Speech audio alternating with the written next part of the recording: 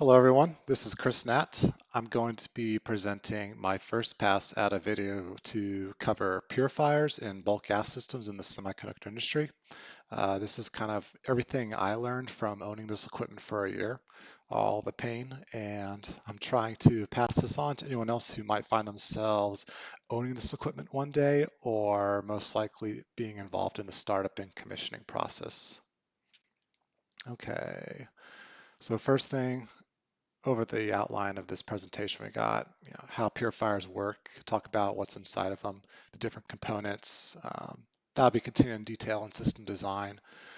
A couple of failure scenarios that I've encountered, which are more common. I want to talk a little bit about pressure control. That might actually get moved to a different presentation in the future where I talk about overall bulk gas systems.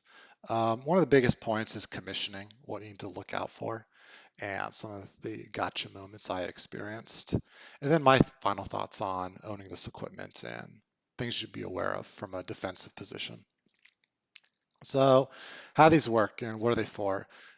Purifiers exist because you get your gases from a vendor who's probably going to have them in the 1 part per million range.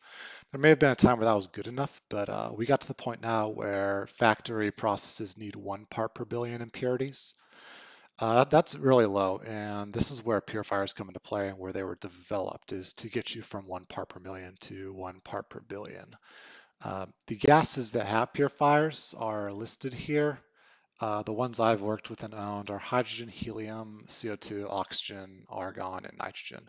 They're all a little different, but they have different flow rates. And what ends up happening is you have multiple in a modular system. Uh, we'll look at some things like N+1 redundancy, and is that even something that's good enough moving forward in this industry as lead times continue to increase? And I guess the media is kind of important to talk about here too. Like for argon systems, you just have like one component, but hydrogen and CO2 can get a lot more complicated with the internals that purify it. Just basically depends on what your impurities are that you're removing. All this can be pulled from Integris's website. They're the ones that bought SACE, and SACE kind of was one of the big players in the very beginning of these purifiers. All right, and this is just kind of a chart to show you, yeah, this is what the manufacturer Entegris guarantees that you're going to get if you have these in your system.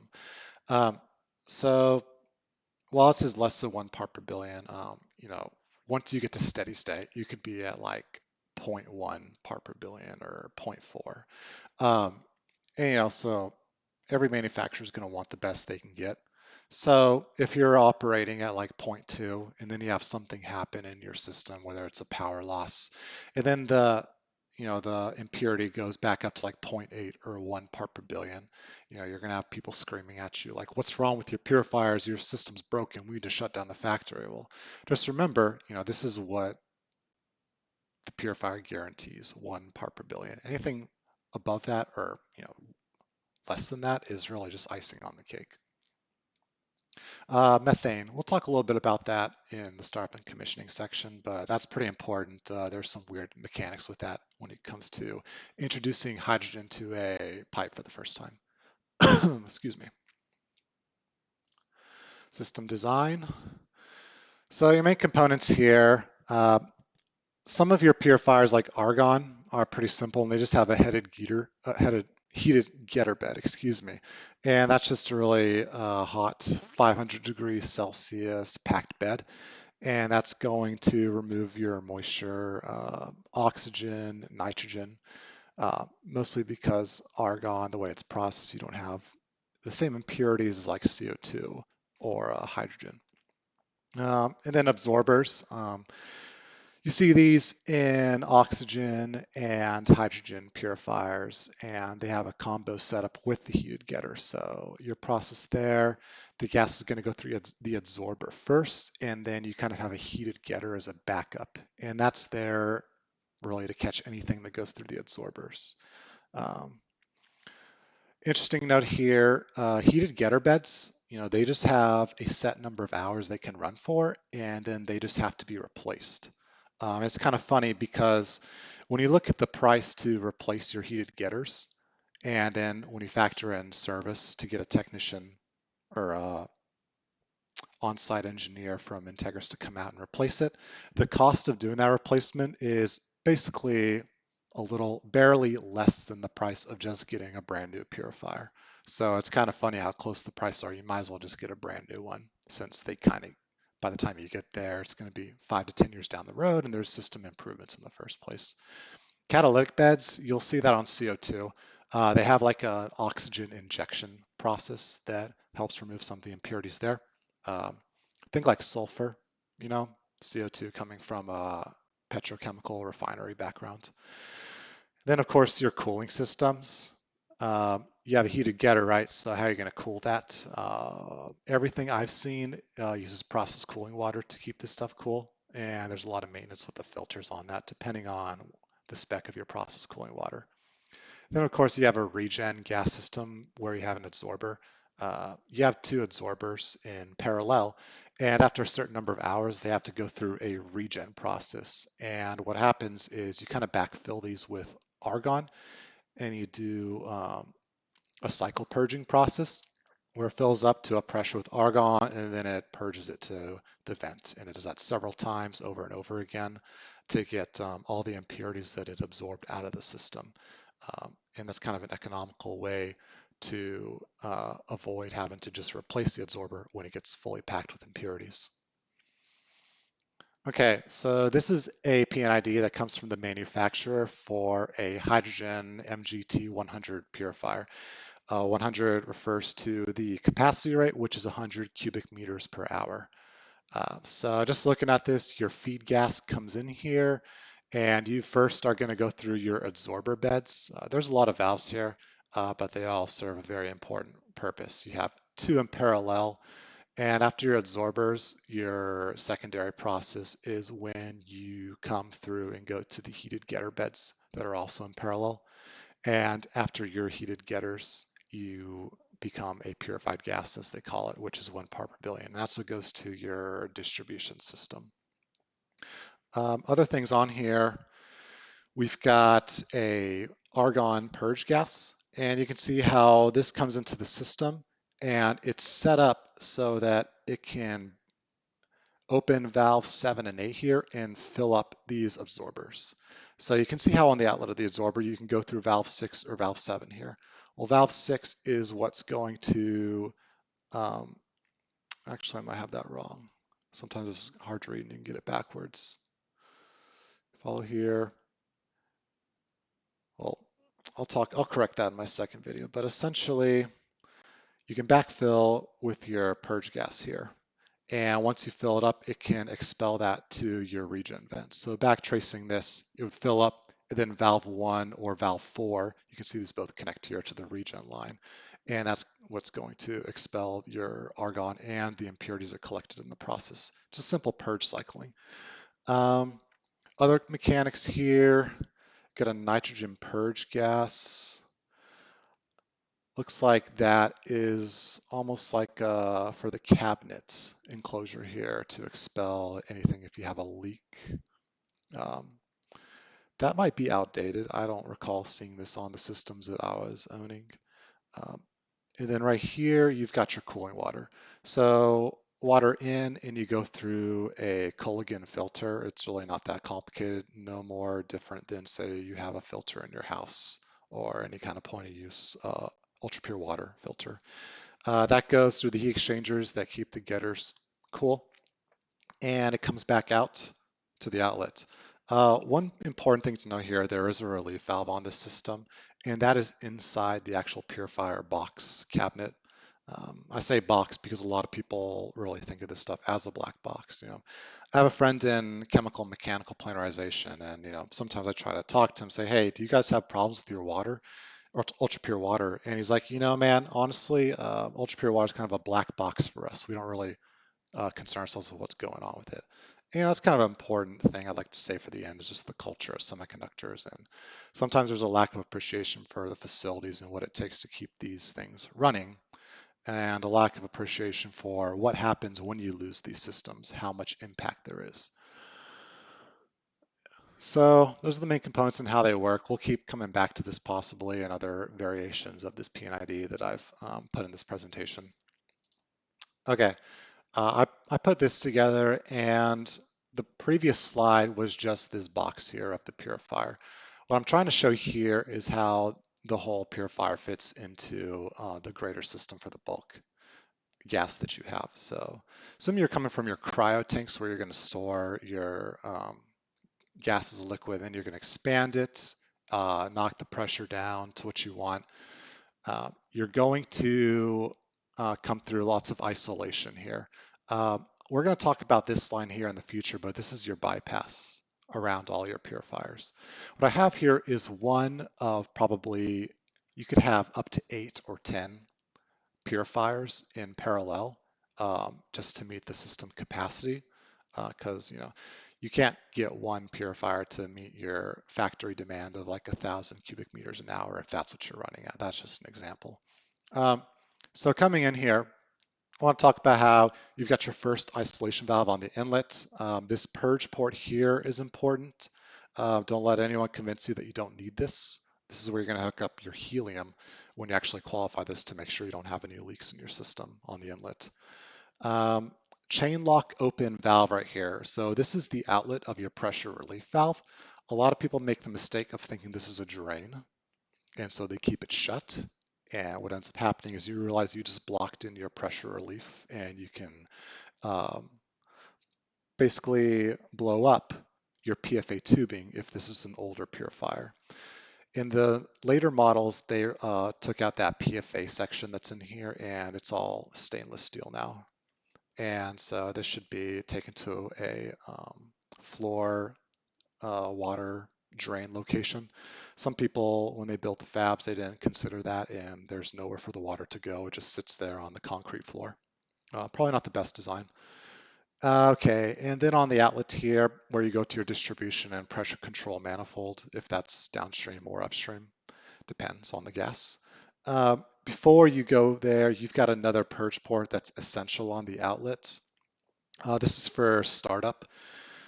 In hydrogen, when you first start this up and the line has never been introduced to a hydrogen gas, what's going to happen is the hydrogen is going to react with the carbon in the stainless steel, and you're going to get methane in the parts per trillion level, maybe parts per billion level.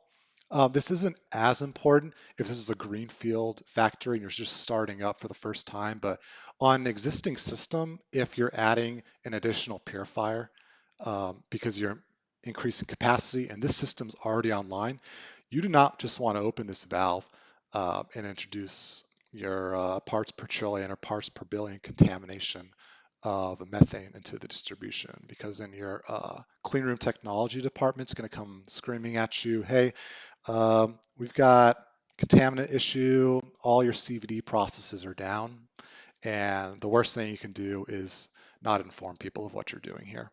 So this valve is important because you're going to, before you open this valve on the outlet side, this is going to go to your analyzer. And from your analyzer, you're going to connect it to another line on your vent system.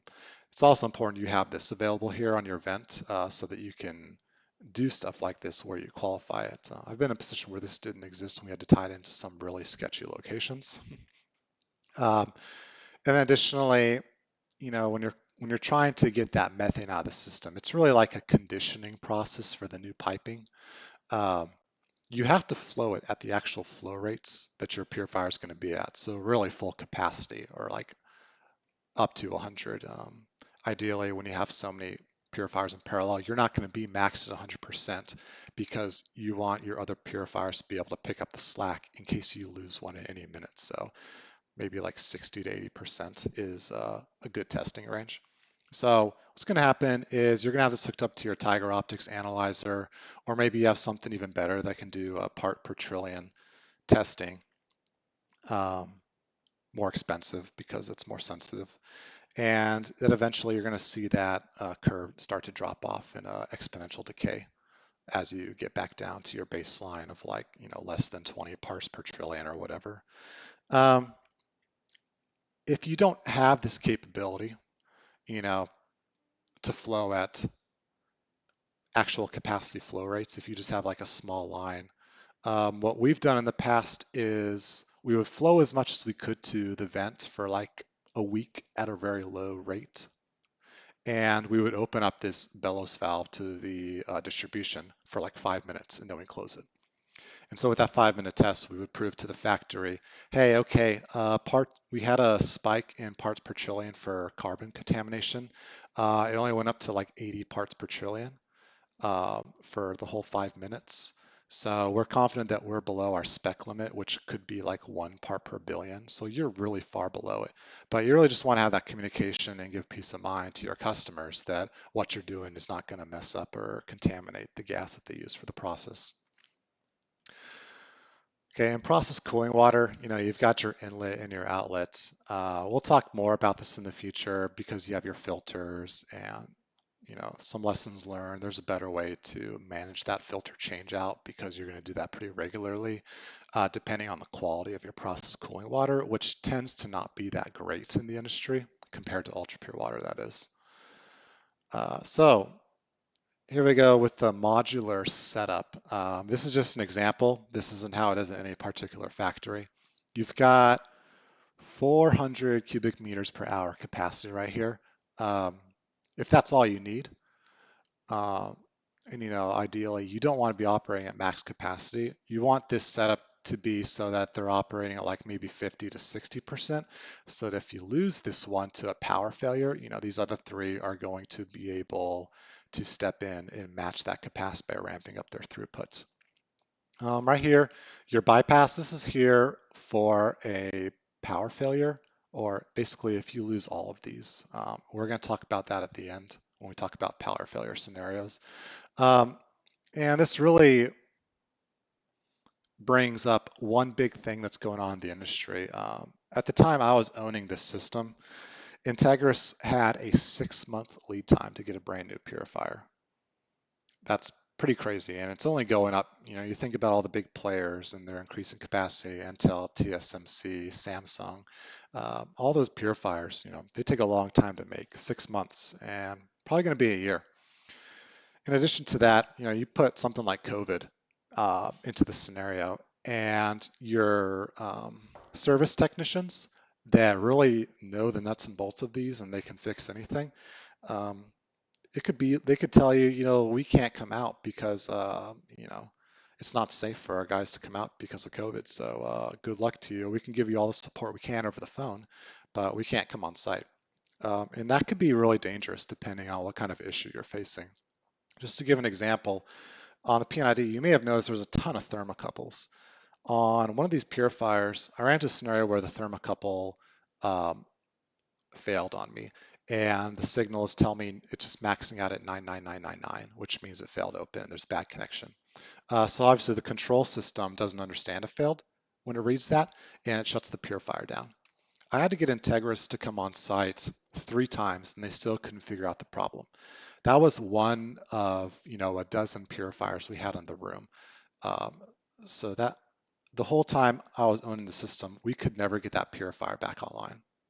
So what am I getting at here is I don't think N+1 redundancy is good enough anymore. When you talk about the systems and how complicated they are, the lead times, you can have some really, really bizarre things fail on you. And when it takes a service technician 3 visits to come out and try to troubleshoot, and they still can't figure it out, you know, your N+1 isn't going to do any good because if that purifier is down for a whole year and they have another one fail, then you're in trouble because you can't meet your uh, system capacity anymore. So something to consider when you're talking about um, planning for system capacity increases and how many purifiers do you really need. Moving on from redundancy, cooling water filters. Okay, this is fun. So there isn't really much complicated stuff here, but this is where you're going to spend most of your time in maintenance if you do not have good process cooling water from a purity standpoint. So this first diagram over here, this is what's provided by Entegris. They have this filter internal to the actual box that the purifier sits in. And On the older models, they did not have this bypass. Okay, so we actually had somebody still at the factory I worked at. If you wanted to do a filter replacement, you had to close these valves and essentially shut off water to the purifier. Now, when I first started my position, the technicians, they were like, oh, we're really fast. We're going to shut off the water and then we're going to replace it and put it back on before the getter gets a overheat alarm and shuts down. So back then on this older model, this was all PFA tubing. So I'm sitting there watching them from a safe distance. And I was this is the first time I saw them do this procedure. Kind of had my doubts. It's like, I don't know about this because you have a blocked water scenario where you can't get to the outlets because they shut it. And you have this 500 degrees Celsius heated getter continuing to put heat into water that is starting to build pressure through expansion and vaporization. So maybe not even a minute and a half later, you hear this loud pop. And luckily, the technician doing the filter replacement was wearing a face guard. It blew him back against the wall, and he got, probably steam all over him. He didn't get any burns or anything. Luckily, he had his face shield on. But they shut down the purifier right there, then and there. uh, that's all I'm going to say about the incident. But the point is, they started improving this design to which see now where you have this bypass. The bypass does not have a filter on it, and it's probably not the best because what they're doing here is allowing you to keep the purifier online with unfiltered process cooling water that's going in and fouling up your heat exchanging elements probably, even if it is for a brief amount of time. So that's kind of when I see these guys replacing this, it's really, really tough to get in there and replace this. For one, they always put it on way too tight, and it really doesn't need to be. There's an O-ring in here, and I see these guys over tighten this all the time, and it's really unnecessary. And they end up cracking these threads, or they just can't get them off because they strip the actual supports here, where you can actually get some torque with like a specialized wrench. Um, so if you look at some other purifiers, it depends on the factory you go to, but they started doing external filters on these systems. And right below me is how I've seen it done to the best ability here. So forget the internal filter where it's hard to get to on a purifier. Just put this outside. You have your process cooling water lines going to the purifier downstream here, okay? So what you can do here is you just have isolation valves on your filter, your Culligan filter here. When you get an alarm for low cooling water on the purifier, because you can see that in your data logger or distributed control system, you can come verify you got a low cooling water flow rate on your rotometer downstream here. And if you don't have any technicians available to do it right then and there, anyone can follow a procedure to open your bypass and then close the plugged filter that needs to be replaced. And then whenever you have a technician that's available to do the replacement, they can do that. And you can keep this parallel filter online and you just go back and forth. You got drain valves on here as well. So this is a much better design. And you don't have to worry about getting in there inside the purifier where it's really difficult while the equipment is online.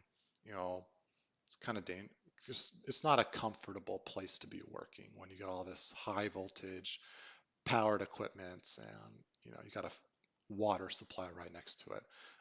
External to the box, that is the way to go.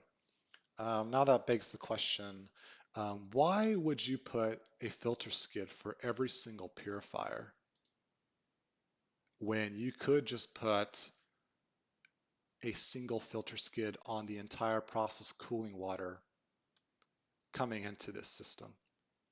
I guess that really depends on what is the how dirty is your process cooling water?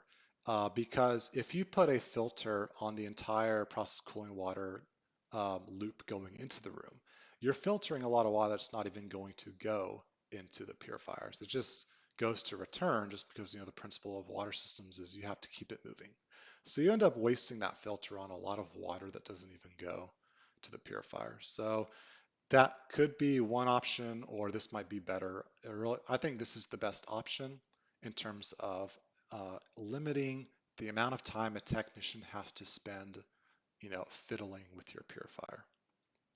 Um, but again, you could have really clean process cooling water that's super clean. You never have to replace filters. If that's the case, then maybe just a single filter skid for the entire process cooling water system in the building is the way to go for you. Other developments, the newest Culligan filter housings, this knob at the top claims to be a bypass. I never got to test this, but to me, it sounds like what they're saying is if you twist this, um, you basically bypass the actual filter, and what comes in just goes straight out. If that's the case, all you got to do is twist this knob and you can safely press in the pressure relief button that's on there. It's kind of covered up here, but you see it on the older models all the time. That just relieves the pressure that's built up inside the housing, and then you can safely remove it. If that's the way to go. Maybe if you're trying to be cheap, that's a good option for you, but I still like the peace of mind of having a nice, easy system like this here. Failure scenarios. Okay. Um, I just talked about what happened with the process cooling water system. Just to recap, what happened is the heated getters are online. They didn't shut the purifier down, and they didn't have this bypass. So they closed the water outlet and the water inlet. And when they did that, this is online, uh, you have thermal expansion of the water. And because they had the outlet of the relief valve closed because they thought it was just a drain, this whole PFA tubing section, it's not PFA anymore. This is all 316 stainless steel now. But on the older model, that PFA tubing ruptured and blew up in the technician's face. Again, was not injured, was wearing his face mask, but still. Couple lessons here. Um, it's really important to understand what's happening inside the purifier. A lot of people that are in facilities just think, okay, it's a black box and I just have to connect in to out. I'm not going to really pay attention to what's going on inside of it. It's a big mistake because people thought that this was just a drain valve. They didn't understand it's a relief valve. You can't block the relief valve, obviously. Um, so when we realized this happened, I was like, oh man, they've got all these relief valve outlets just closed. So made that correction pretty quickly, got all of them open. Um, and then you could say, well, to avoid a thermal expansion scenario like what happened, you could leave the water inlet open so the expansion will come back through the inlet side. Um, that does not work because you need to isolate the filter from the water. So um, just something to be aware of when you're talking to people about these systems. Okay, power failure. This is great. There's a million components on these purifiers for process control to do all the mechanisms. Um, this happened to me all the time where, especially in the older models, you just have a circuit breaker trip and the whole purifier shuts down. And when that happens, it takes 48 hours to properly start up a purifier with a cold start, as they call it. Um, and that kind of highlights the fact that there are a million components in these systems that can fail. Is N plus one redundancy good enough? I don't think so personally as a system owner. Um, it's not just the circuit breakers. You could have anything fail, including a bad thermocouple that goes to 99999 because it's reading open because there's a failure there, and finding that and replacing it is like a needle in a haystack. Um, this leads to the next power failure, which is something we never thought would happen. I was running this, and it's like January 2020, and we have this huge winter storm coming, and we're sitting in a meeting like, do we need to be concerned about this factory shutting down with a huge winter storm coming and losing power? And everyone was like, ha, we'll be the last place in the city with power. And oh, how quickly those words were eaten. Um, I remember it was Monday, and my supervisor calls me, and he's like, "Hey, Chris, I'm on my way to the factory right now. The city has told us that we've got 30 minutes before they're cutting power." So, uh, he was brave. He braved the roads in his car, and he gets to the site and he starts hitting the EMO on all these purifiers. Now, I remind you of the bypass on the system. This is where it comes into play. So think about this first. If you didn't have a bypass and you lose all your purifiers, how do you protect the purity of your product gas in the line going to all your tools? Do you really think all the tool owners are going to come into the factory and close every single valve to all their processes to prevent this gas line from going to atmospheric pressure and just basically reaching ambient moisture conditions? I don't think so. Um, this is why we have a bypass here. So let's say your hydrogen distribution pressure is about 80 psig. Well, your bypass is there to protect the system from reaching atmospheric moisture. So you can have that set to 20 psig, 40 psig. It really doesn't matter. The point is that you want that significantly lower than what is going through your purifiers. So your purifiers all shut down. Your system goes to 40 psig in the bypass.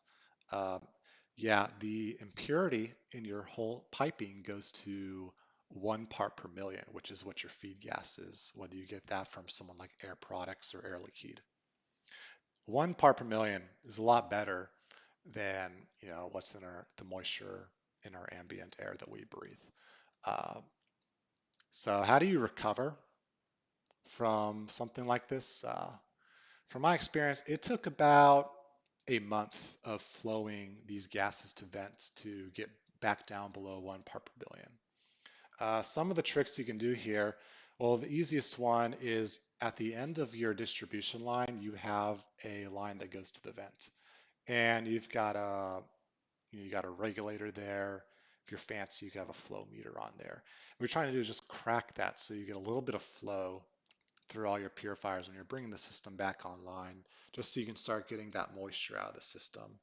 Um, with something like hydrogen, because it's such a small molecule, I'm not a PhD chemist, or I can't really talk to you too much about what's happening on the surface of the pipe with water in a hydrogen system, but apparently people say that because hydrogen is so small, it has a hard time removing moisture from the system of the wall. So um, a better option is purge cycling.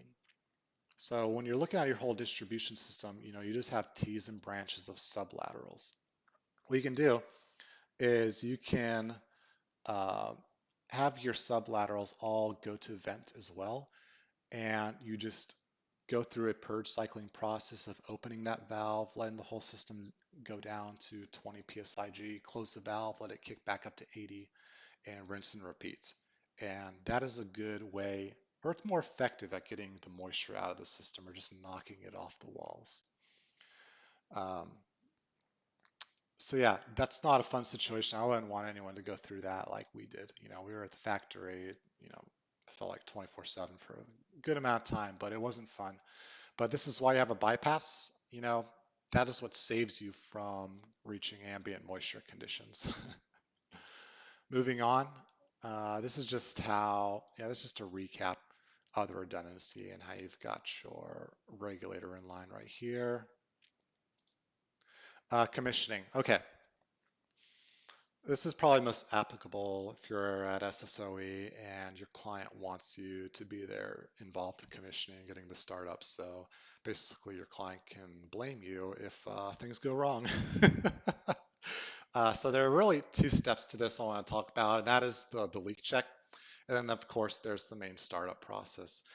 When I say leak check, you're probably familiar with, you might have a subcontractor like DSI come in, and they'll do an outboard leak rate test.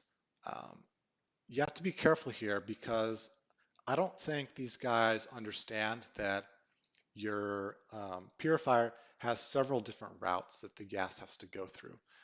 Because remember, you've got your vent line and your regen gas, when it backfills with argon, has to go through there.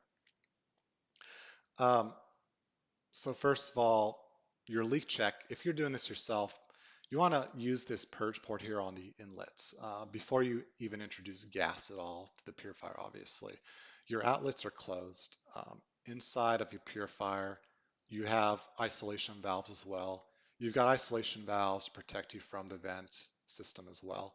Um, and so when you hook this up, all of your valves inside are closed because you're not manually, you don't have any power, so you don't have any way to actually manipulate your solenoid valves to open and close the different routes the gas has to take through the system. And now, it's not just an inlet and outlet, remember. You've got lines going to the vent as well. Um, and when you see the purifier, that connection is a VCR connection. So it's very easy to miss a route that the gas can take and completely miss the leak check. So if you don't manually manipulate your solenoid valve manifold here to get that vent line open, you can't truly leak check that VCR fitting that's going to be here going to the vent. Now, if we back up all the way to the PNID, I want to show you this real quick. You've got your regen relief vents here. Now you've got check valves here. What's not shown on the PNID is there is a VCR right here before you tie into your existing system. So it's really important that you get that checked with your helium test. I was in a situation where that VCR connection was missed, and they were qualifying the purifier. They introduced gas, and we had a sign-off sheet that said, yeah, this was leak checked and it passed. Well, they probably didn't actually do a leak check because look at all these solenoid valves. I'm not convinced that they actually went in here and manually manipulated these AOVs to open and close to get all these different directions the gas can go, or the helium and the leak check can go, to make sure all your inlet and outlet connections, especially everything inside, are not leaking. Um, Everything inside the box, Integris will tell you, yeah, we leak checked it ourselves. But as a system owner, I want to double check that because I don't want hydrogen gas spilling out and causing the alarms to go off, have EHS yelling at me, hey, you've got a hydrogen leak. Do we need to evacuate? Do we need to shut down the entire system? Um, so it's really important you understand what's happening inside this box. Where are all these going? Where are all your VCR connections? Do you have any? Because most of this should be welded. Even if it is, you want a helium sniffer for your outboard test where you pump it full of helium and then you go inside the cabinet with your sniffer and you're trying to detect helium. So fast forward to where we were. When I had this leak, it was on a VCR in the vent line, and no one knew where to find it because what was happening is we were only getting hydrogen leak detections when the purifier was going through regen. So when the purifier senses that you have a leak, it automatically takes the system into a purge where it introduces argon to the getter and the absorber beds and flushes it to vent. Well, in order to get to that vent, you got to go through that VCR. So right away, it purged all that hydrogen and argon to vent, but it was also going into the cabinet because the VCR was just straight up loose. It was not tightened at all. I verified that because I was going in the cabinet uh, and I realized, okay, we're not getting hydrogen detected during a normal sequence. It's only when it regens that we see the hydrogen. So that kind of gave me a clue as to where to look for. But sure enough, I went inside when the system um, just had argon on it after a while, and you could feel the argon just coming out of this VCR connection. Um, and it's just like, wow, nobody bothered to tighten that. So, when you're responsible for this, I think the takeaway here is you need to check everything. And when there's no power on the purifier, you have to come in here and know how to manipulate these valves, or you need to have Integris on site with you to help you do it. So with a complicated system, I really think the engineer who owns this or knows about it needs to be present for the leak check. Um, Take that as advice. moving forward, and we will move on to qualification. Now, hydrogen in particular. In the beginning of this presentation, I was talking about when you first introduce hydrogen to stainless steel, you pull some methane out of the system, and that's because the hydrogen reacts with the carbon on the stainless steel. Um, and so to get that out, this is where your downstream purge port comes into play. You want to have this go through an analyzer. And yeah, I specifically put Tiger Optics on here because, in my opinion, they provide the best service out of all the different analyzers I worked with. I'm not going to name them just because, it gives them a chance to improve their on-site and customer support. But I got to say, Tiger Optics, when you need help, they're always there and they're quick to respond. They bring their guys on site and they offer on-site startup and support with their analyzers as well. So, you've got this and you're looking for methane. Um, Tiger Optics analyzer is not going to flow very much gas, obviously, just like a milliliter or cubic centimeter per minute, something very low. So to get around that, um, you're going to have a bypass around where you can flow more gas to the vent because you want to kind of get that max capacity flow to the vent so you can quickly get that methane to drop down. You might be limited to a 1 part per billion measurement device here. You might not have access to a part per trillion analyzer like what your fancy cleanroom technology department might have. So you got to work with what you got and prove you're at least 1 part per billion, which might be your spec limit anyways. So no sense going to part per trillion there probably. But as soon as you put this online, after checking this and checking your methane levels, you will hear from CR2. They will pick something up because it does take a while to flush that methane concentration out of the system when uh, you have stainless steel exposed to hydrogen for the very first time. So yeah, you want to make sure when designing systems you have purge ports for the startup and commissioning, as well as on your vent line. You want this to be at a serviceable location. With your operators and fabs are getting really stringent about what they will tolerate in terms of incidents. So I worked with the gas operations company that was kind of a vendor on site, and the fab was telling them, hey, you can't have any safety incidents. And so this company returned and said, all right, then we're going to be extra safe. We're not going to do anything that um, could be a risk. So this vent system could be way up high, and your operator could play hardball with you and say, we're not going to reach that vent because it's too high up and we don't feel safe getting on a ladder to get to it. So just to think defensively and how you're going to get this done, try to get your valves to a serviceable location. That's kind of the two-step process to bring in a purifier online.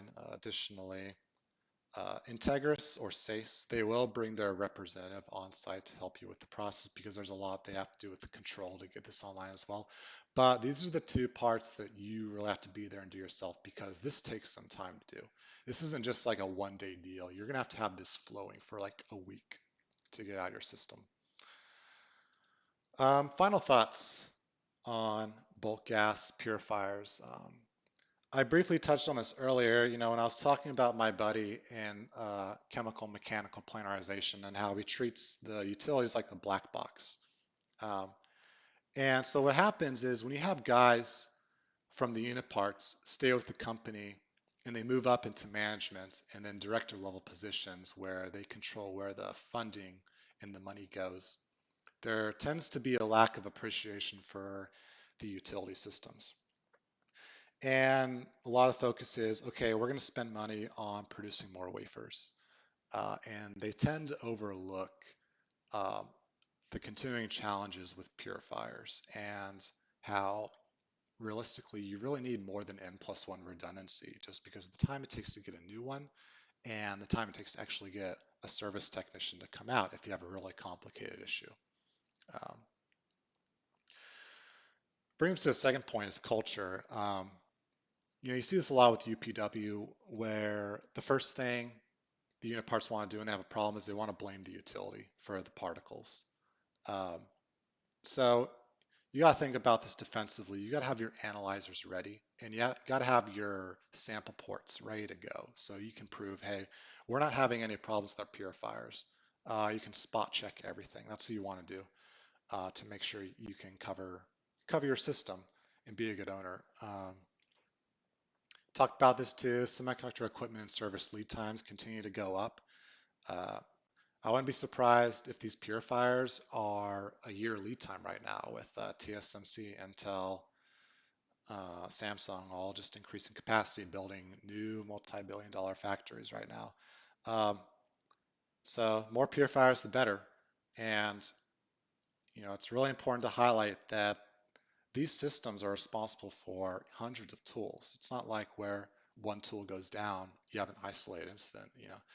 If you lose purifier capacity on a hydrogen system, you could potentially impact every CVD process or every diffusion process that uses hydrogen. Um, you have an emergency scenario that gets a lot of eyes on you, and everyone's asking you, when are you going to get this fixed? And you don't want to be in a scenario where we have to tell them it's going to take 6 months to get us back to capacity. That's all I've got for this first pass of the video. Just reflecting on some of my experiences here, coming up on, what is this, 47 minutes? Wow, it's a lot of talking. So appreciate any feedback, points to add. If anyone thinks I was too critical, let me know. And we'll turn this into something that's helpful to everyone if they want to learn more about purifiers. Thank you.